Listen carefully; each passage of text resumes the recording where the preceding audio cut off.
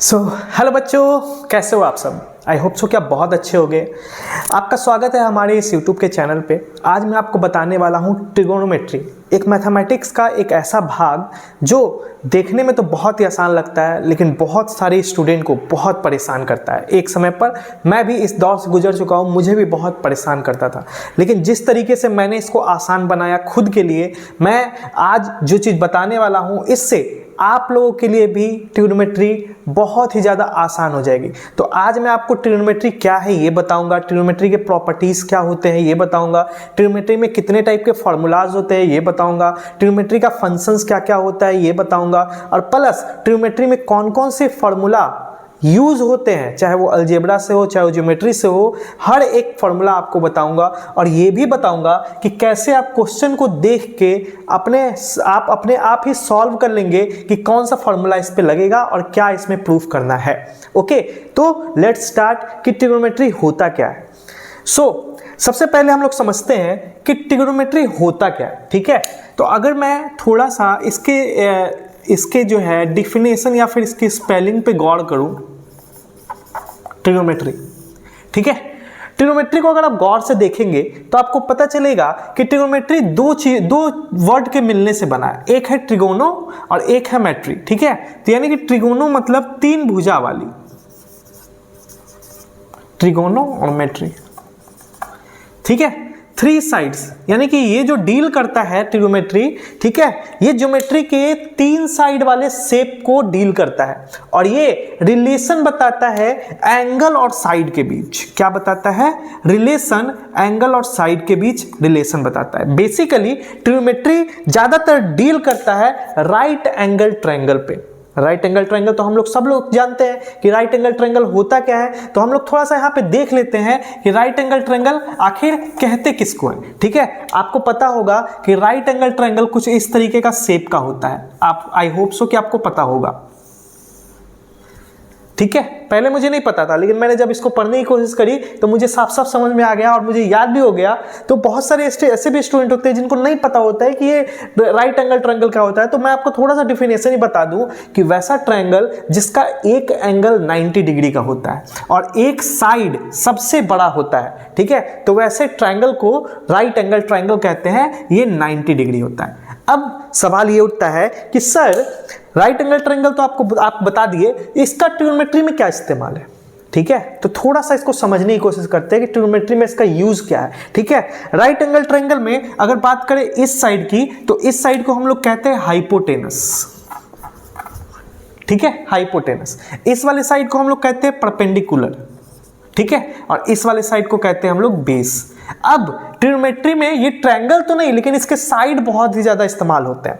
तो कैसे इस्तेमाल होते हैं वो चीज हम लोग अभी देखते हैं। ओके, जैसा कि मैंने आपको बताया कि ये ट्रायंगल का इस्तेमाल नहीं, इसके साइड्स का बहुत ही ज्यादा योगदान है ट्रिग्नोमेट्री में, बहुत ही ज्यादा हेल्प करता है ये ट्रिग्नोमेट्री को। ठीक है, कैसे हेल्प करता है तो थोड़ा सा जानते हैं इसके बारे में।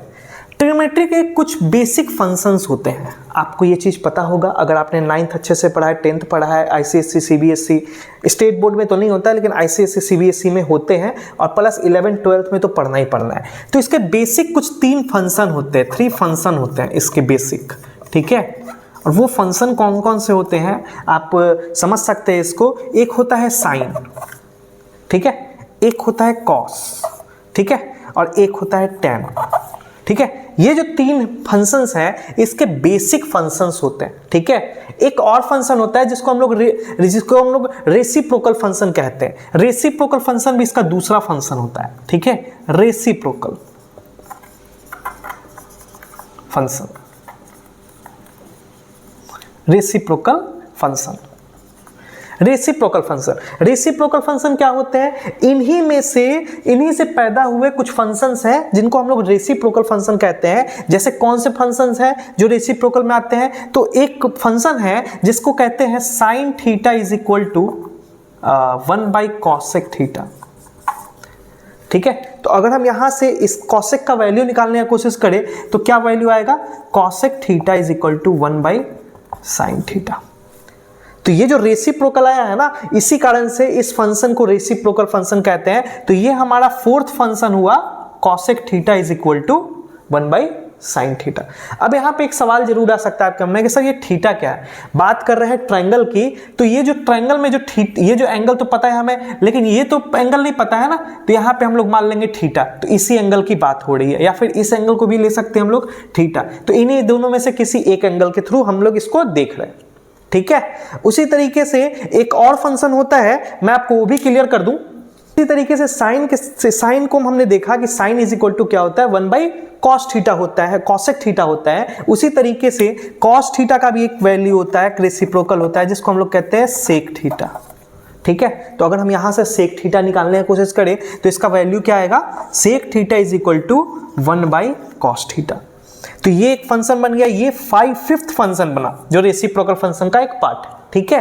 और एक और है जिसको हम लोग थोड़ा सा इसको क्लीन करके समझ लेते हैं। जैसा कि मैंने आपको बताया कि cos theta is equal to होता है 1 सेक थीटा, जो रेसिप्रोकल है sec theta is equal to हो जाएगा 1 cos थीटा। उसी तरीके से tan थीटा का भी अपना एक जो है रेसिप्रोकल होता है, जिसको हम लोग कहते हैं cot थीटा, ठीक है। तो यहां से मैं अगर cot थीटा का वैल्यू निकालने की कोशिश करूं तो cot theta is equal to आ जाएगा 1 tan थीटा, ठीक है। तो ये हमारा रेसिप्रोकल हुआ, यानी कि टोटल जो फंक्शंस हमारे होते हैं ट्रिग्नोमेट्री के, ठीक है, अगर मैं सिर्फ फंक्शंस की बात करूं तो वो होते हैं 6। कौन कौन से होते हैं अभी हम लोग देखेंगे। तो जैसा कि मैंने आपको क्लियर करा कि हमारे जो है 6 फंक्शंस होते हैं, ठीक है ना। मेन फंक्शंस जो है हमारे 6 होते हैं, जिसमें से मेन जो फंक्शन होता है वो ये 3 होता है, और ये 3 कौन से हैं, रेसिप्रोकल फंक्शंस हैं। तो अगर मैं बात करूं इन सभी के रेशियो के बारे में, ट्रिग्नोमेट्रिकल रेशियो के बारे में, ठीक है, अगर मैं ट्रिग्नोमेट्रिकल रेशियो के बारे में बात करूं तो इसका रेशियो अगर इस ट्रायंगल के अनुसार निकालूं तो कैसे निकलेगा। तो इसका जो रेशियो निकलता है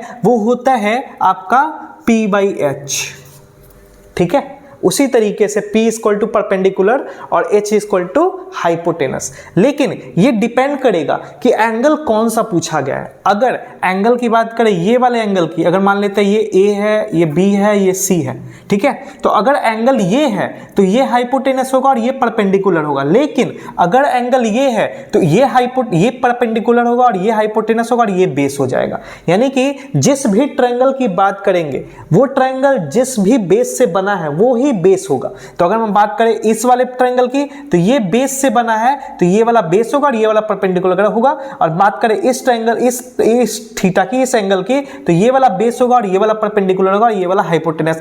हर केस में हाइपोटेनस तो यही होगा क्योंकि सबसे बड़ा साइड जो है यही है। तो हाइपोटेनस बाय परपेंडिकुलर ये डिपेंड करेगा कि कौन सा एंगल की बात हो रही है, ठीक है। उसी तरीके से अगर हम cos थीटा का रेशियो निकालने की कोशिश करें तो होता है B/H, ठीक है। उसी तरीके से अगर हम tan थीटा का वैल्यू निकालने की कोशिश करें तो tan थीटा का होता है जस्ट इसका डिविजिबल, इन दोनों का डिविजिबल, यानी कि P/B, ठीक है। और अगर हम बात करें इन तीनों की, ठीक है, तो हमें याद है कि cosec थीटा किसका रेसिप्रोकल है, साइन का रेसिप्रोकल है। तो इसका जो रेशियो होगा उसका रेसिप्रोकल होगा, यानी कि ये reciprocal in the sense of H/P, ठीक है। सेक जो होता है, सेक जो है कॉसेक का रेसिप्रोकल है, तो इस वजह से सेक का जो वैल्यू होगा कॉस के ही जैसा ही होगा, लेकिन इसका रेसिप्रोकल होगा, यानी कि H/B, ठीक है। अब कॉट जो है, कॉट किसका रेसिप्रोकल है, tan का रेसिप्रोकल है। दैट्स वाई tan का जो वैल्यू है जस्ट उसके अपोजिट जो होगा कॉट का वैल्यू होगा, यानी कि B/P। आई होप सो कि ये चीजें आपको समझ में आई होंगी। आप इसका नोट बना सकते हैं, कुछ चीजें मैं और क्लियर कर देता हूं, तब तक आप इसको नोट कर लें। तो आई होप सो कि जो चीज़ें मैंने अभी आपको बताई वो आपको अच्छे से चीज़ें समझ में आई होंगी, ठीक है। थोड़ा सा क्लास को और आगे बढ़ाते हैं, और एक फार्मूला आपको याद होगा, अगर आपने 7-8 अच्छे से पढ़ा है तो आपको एक फार्मूला आता होगा, पाइथागोरस फार्मूला, ठीक है। तो आपको यहाँ पे मैं थोड़ा सा पाइथागोरस फार्मूला बता दूँ, ठीक है। पाइथागोरस, ठीक है, ये एक साइंटिस्ट थे, मैथमेटिशियन थे बहुत बड़े, जिन्होंने ये कहा था, ठीक है, कि अगर कोई राइट एंगल ट्रायंगल है तो उसमें जो सबसे बिगर साइड होता है उसका स्क्वायर, जो बिगर साइड है उसका स्क्वायर बाकी दो साइड के स्क्वायर के सम के बराबर होता है, बाकी दो साइड के स्क्वायर के सम के बराबर होता है, ठीक है। तो ये चीजें हमें कहाँ से पता चलती हैं, हमें पता चलता है पाइथागोरस से, ठीक है। लेकिन इससे इसका क्या मदद, क्या हेल्प है हमारे ट्रिग्नोमेट्री में, तो अभी जो चीजें मैं बताने वाला हूँ ना, इसका बहुत ही बड़ा योगदान है हमारी ट्रिग्नोमेट्री में। आपने ये फॉर्मूला पढ़ा होगा, sine square theta plus cos square theta is equal to 1, आपने ये फार्मूला पढ़ा होगा, ठीक है। अगर नहीं पढ़ा है तो पढ़ लो, क्योंकि ये बहुत ही इंपॉर्टेंट फार्मूला है और ये फार्मूला ज़्यादातर क्वेश्चंस में यूज होता है, ठीक है, ट्रिग्नोमेट्री के, ठीक है। इस फार्मूले को हम लोग कहते हैं पाइथागोरन ट्रिपलेट, क्या कहते हैं, सॉरी, पाइथागोरन आइडेंटिटी कहते हैं इसको। हम लोग क्या कहते हैं, पाइथागोरियन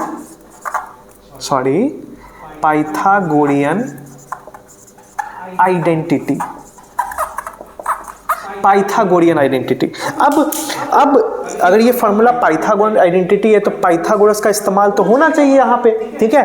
तो आखिर ये वाला फार्मूला और ये वाले फार्मूला में आपको बहुत ज़्यादा फर्क दिख रहा होगा कि यहाँ तो बहुत ज़्यादा फर्क है, तो ये सेम तो है नहीं। तो कैसे हम लोग कह दे सेम, थोड़ा सा इसको समझने की कोशिश करते हैं, ठीक है।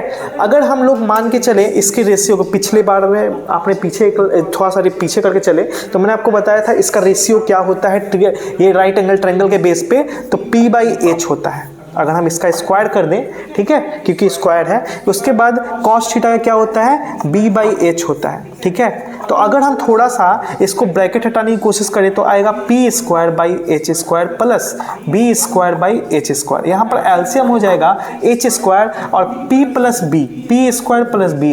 तो P+B² क्या होता है, H² होता है। तो देन यहाँ पे हमें क्या दिख गया, H/H² यानी कि इज इक्वल टू क्या आया, 1। तो ये वाला फॉर्मूला यूनिवर्सल ट्रुथ साबित हुआ कि sin² theta plus cos² theta is equal to क्या होता है, 1 होता है, ठीक है। तो यहां से हमें पाइथागोरस फॉर्मूला से ये पता चला हमें कि पाइथागोरियन आइडेंटिटी का ये फॉर्मूला 100% सही है, यूनिवर्सल ट्रूथ है। तो मन में ये सवाल आता है, मेरे भी आ रहा था जब ये सर बता रहे थे मुझे कि सर सिर्फ और सिर्फ इसी फार्मूला को पाइथागोरियन फार्मूला कहते हैं कि क्या कोई और भी फार्मूला है? जी नहीं, इसके अलावा भी और भी हैं जिनको हम लोग पाइथागोरियन फार्मूले में आइडेंटिटी में लेते हैं। तो इसके अलावा कौन कौन से हैं, तो थोड़ा सा उसको समझने की कोशिश करते हैं, ठीक है। तो थोड़ा सा इसको क्लीन करते हैं, देन हम लोग आगे बढ़ते हैं। तो आई होप सो कि आपको पाइथागोरन फार्मूला समझ में आया होगा। एक फार्मूला और होता है जो पाइथागोरन में ही होता है, पाइथागोरन में ये होता है sec² theta minus tan² theta is equal to 1। क्या ऐसा फार्मूला आपने पढ़ा है कहीं? ऑब्वियस है, पढ़ा होगा, ठीक है। sec² theta minus tan² theta is equal to 1 होता है। अब ये कैसे होता है, तो इसको भी हम लोग उस रेशियो के अनुसार, जैसे मैंने sin थीटा और cos थीटा को प्रूव किया, उस तरीके से इस रेशियो को भी हम लोग देखेंगे। तो क्या होता है, अगर मैं इसकी रेशियो की बात करूं तो इसका रेशियो क्या होता है, h/b का होल स्क्वायर माइनस इसका क्या होता है, तो इसका होता है, ठीक है, p/b का होल स्क्वायर। तो हमें 1 आना चाहिए। तो अगर हम इसको थोड़ा सा कैलकुलेट करने की कोशिश करें तो हो जाएगा h²/b², ठीक है, माइनस b²,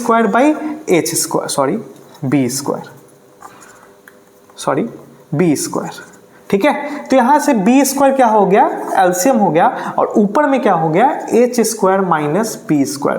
तो थोड़ा सा अगर पाइथागोरस फॉर्मूला को थोड़ा सा और अच्छे से समझते हैं तो आपको याद होगा कि p² इज इक्वल टू हम लोग लिख सकते हैं b² minus p², b² is equal to लिख सकते हैं हम लोग b² इज इक्वल टू लिख सकते हैं h² माइनस p²। तो h² minus p² equal to क्या होता है, b² होता है। तो यहाँ पे अगर हम पुट कर दे इसको तो ये क्या आ गया, 1। यानी कि ये भी जो फॉर्मूला हुआ यूनिवर्सल ट्रूथ में साबित हो गया कि ये भी एक पाइथागोरियन आइडेंटिटी है। तो एक सवाल और है कि क्या सर और भी है? हाँ जी, एक फॉर्मूला और है जो आपको अभी मैं बताने वाला हूं, इसको थोड़ा सा क्लीन।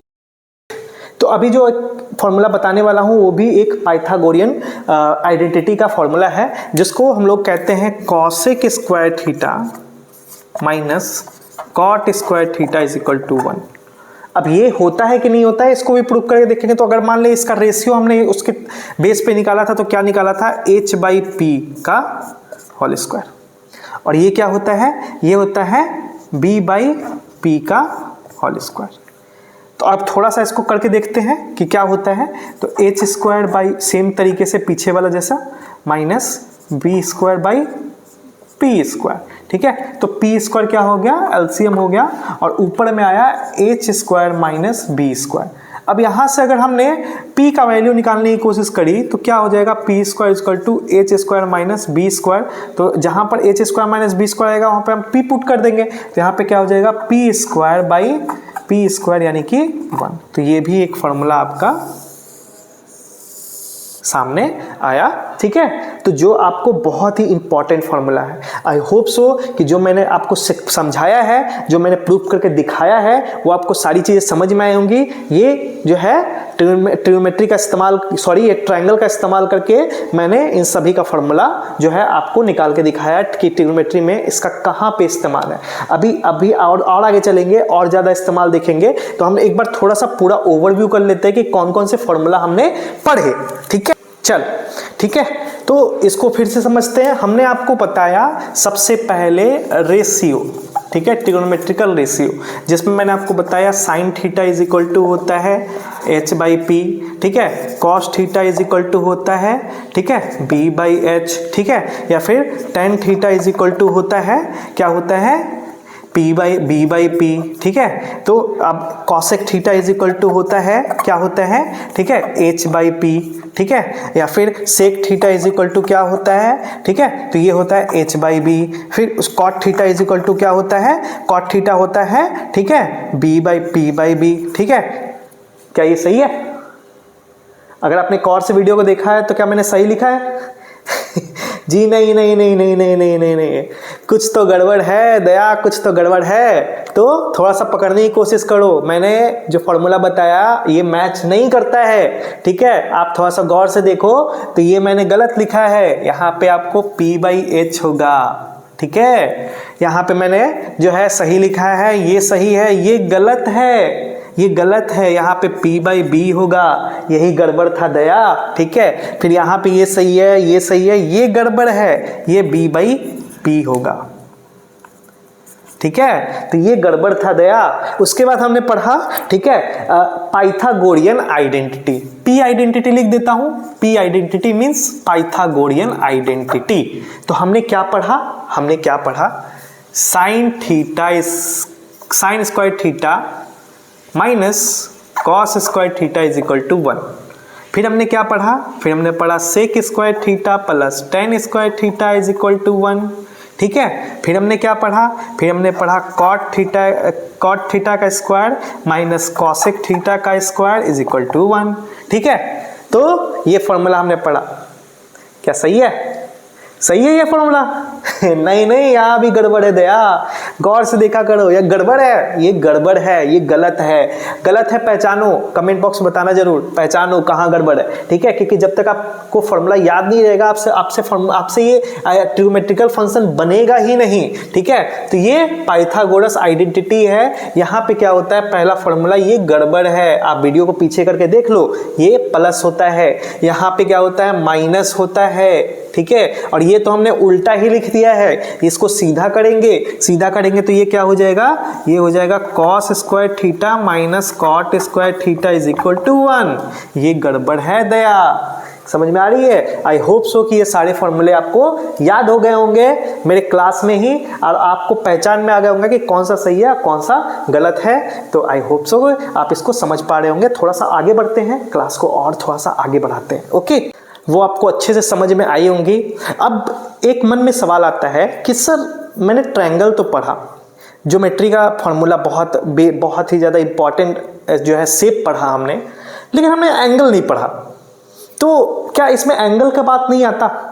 जरूर आता है, ठीक है। तो अब हम लोग जो पढ़ने वाले हैं उसका नाम है trigonometrical ratio and standard angles. Ratio and standard angles,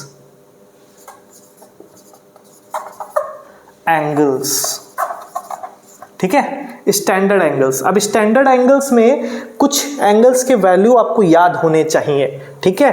तो जैसे मैं यहाँ पे थीटा लिख रहा हूँ, ठीक है, थीटा का वैल्यू 30 डिग्री, सॉरी पहले जीरो लिखता हूँ, पहले जीरो लिख देता हूँ, 0 डिग्री, ठीक है, 30 डिग्री, 45 डिग्री, 60 डिग्री, 90 डिग्री। ये स्टैंडर्ड है, कुछ आपको याद करने होंगे, ठीक है। तो अब मैं थोड़ा सा सबके वैल्यू आपको यहाँ पे बता रहा हूँ। शुरुआत करते हैं साइन से, साइन थीटा। तो साइन थीटा अगर 0 रख देंगे तो कितना वैल्यू होगा, 0 होगा। अगर साइन थीटा अगर हम 0 रख देंगे तो उसका वैल्यू क्या होगा, 0 होगा। उसी तरीके से साइन के जगह थीटा की जगह पर अगर हम 30 रख देंगे तो इसका वैल्यू होगा 1/2। उसी तरीके से अगर 45 रख देंगे तो इसका वैल्यू आएगा 1/√2। अब आप कहेंगे सर कैसे आएगा, तो अगर आप इसको प्रूफ करने चलेंगे, ठीक है, तो बहुत ज्यादा टाइम लग जाएगा, इसलिए आप इसको याद कर लीजिए, प्रूफ करने की ज्यादा जरूरत नहीं है, आप इसको याद कर लीजिए। सो ये साइन अगर 60 डिग्री रख दूं तो आएगा √3/2। तो जो लोग 9th में है उसके लिए ये नया है, लेकिन जो लोग 10th में है उसके लिए थोड़ा सा समझा हुआ है, जो लोग 11th में है उसके लिए बिल्कुल आसान है, और जो लोग 12th में इस वीडियो को देख रहे हैं, ठीक है, उनके लिए तो ये रटा हुआ है, ठीक है, कि ऐसा होता है। ये कुछ एंगल्स और हैं जो ना 9th में पढ़ाया जाता है, ना 10th में पढ़ाया जाता है, ना ही और 11 12 में तो कंपलसरी है उसको याद रखना, तो वो भी चीजें मैं आपको बताऊंगा। पहले मैं ये चीजें बता देता हूँ। साइन 90 की जगह पे अगर हम साइन थीटा की जगह पर अगर हम 90 रखें तो इसका वैल्यू क्या आएगा, 1 आएगा, ठीक है, 1 आएगा। तो ये हो गया आपका साइन थीटा का वैल्यू, ठीक है। उसी तरीके से अगर मैं बात करूं कॉस थीटा की, ठीक है, तो कॉस थीटा का अगर याद नहीं रहता है तो आप सिर्फ एक याद कर लो, आपको सारा याद आ जाएगा।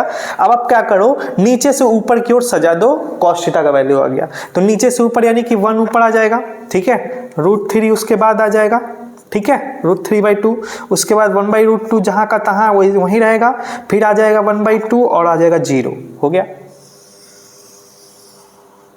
ठीक है, ये वैल्यू निकल गई। इसके बाद बात करें tan थीटा की, तो tan थीटा का वैल्यू क्या आता है, tan थीटा का इन दोनों का डिविजिबल, अगर हम इन दोनों को डिवाइड कर देंगे तो tan थीटा का वैल्यू हो जाएगा। तो अब थोड़ा सा डिवाइड करो, sin theta by cos theta यानी 0/1। अगर हम 0 से किसी नंबर को डिवाइड करेंगे, सॉरी 0 को किसी नंबर से डिवाइड करेंगे तो क्या आएगा वैल्यू, 0, तो इसका वैल्यू क्या हो गया, 0, ठीक है। थीटा हटा देता हूं, यानी कि tan 0 डिग्री का वैल्यू कितना आएगा, 0 डिग्री। उसी तरीके से अगर हम इसको डिवाइड करेंगे तो क्या आएगा, 1 और √3 रह जाएगा, बट्टा ये जो डिवाइड में 2 है वो कट जाएगा, यानी कि क्या आएगा, 1/√3, ठीक है। अगर हम इसको करें तो ये दोनों सेम है तो कट जाएगा, इसका क्या वैल्यू आएगा, 1, ठीक है। उसी तरीके से अगर हम इसको करें तो नीचे 2 कट जाएगा तो क्या आएगा, √3। अब यहां पे समझने वाली बात है कि अगर सर 0 को 1 से डिवाइड करेंगे तो 0 आएगा, लेकिन अगर 1 को 0 से डिवाइड करेंगे तो कितना आएगा। ध्यान रहे, ये समझने वाली बात है और ये बहुत कॉमन सेंस वाली बात है कि 0 से किसी नंबर को डिवाइड नहीं कर सकते आप, ठीक है, वो डिवाइड होगा नहीं, इसीलिए नॉन डिफाइंड, क्या आएगा, नॉन डिफाइंड, तो इसका नॉन डिफाइंड, ठीक है। अब इसके बाद रेसिप्रोकल फंक्शंस, ठीक है, cosec theta, sorry cosec theta नहीं लिख रहा हूं, थीटा की जगह पे एंगल लिखना है आपको। अगर कॉसेक आ रहा है तो कॉसेक किसका इनवर्स है, ठीक है, किसका रेसिप्रोकल है, साइन का रेसिप्रोकल है, यानी कि साइन के वैल्यू का अगर हम 1/, कर दें तो क्या हो जाएगा, कॉसेक का वैल्यू निकल जाएगा। तो अब आप थोड़ा सा सोचो कि साइन का 0 है तो 0 का 1/2, सॉरी 0 का 1/0 क्या होगा, 1/0 क्या हो जाएगा, इंफिनिटी, यानी कि नॉन डिफाइंड, ठीक है। उसी तरीके से अगर हम इसका रेसिप्रोकल कर देंगे तो क्या आएगा, 2। उसी तरीके से इसका रेसिप्रोकल कर देंगे तो क्या आएगा, √2। इसका रेसिप्रोकल करेंगे तो √2/3 और इसका रेसिप्रोकल करेंगे तो 1/1, 1,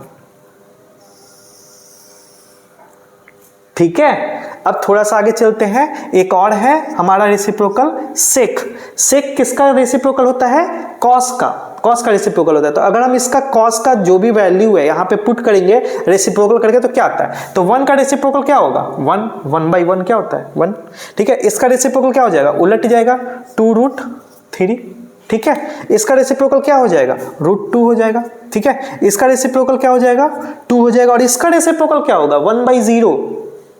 1/0 क्या होगा, नॉट डिफाइंड, ठीक है। इसके बाद आएगा आपका लास्ट फंक्शन जिसको हम लोग कहते हैं कॉट, ठीक है। तो कॉट किसका रेसिप्रोकल होता है, tan का रेसिप्रोकल होता है। तो tan का रेसिप्रोकल कर देंगे तो हमारा कॉट का वैल्यू निकल जाएगा। तो कॉट का यानी कि 1/0, इसका रेसिप्रोकल करें 1/0 क्या होता है, नॉट डिफाइंड। आप इसको उलट के भी लिख सकते हैं नीचे से ऊपर, तो आपका आंसर आ जाएगा। इसको उलट के लिख दीजिए नीचे से ऊपर, वही आंसर आएगा, ठीक है, 1/√3 और देन 0। आई होप सो कि ये सारे फॉर्मूला, ये सारे वैल्यूज़ आपको याद हो गए होंगे लिखते लिखते ही, क्योंकि मुझे भी लिखते लिखते ही याद हो गया था। आपको भी अगर आप इसको 2 बार 3 बार लिखेंगे तो याद हो जाएगा। आई होप सो कि ये आपको अच्छे से समझ में आया होगा। अब थोड़ा सा और आगे क्लास बढ़ाते हैं, ठीक है, और आगे की चीज़ों को समझते हैं।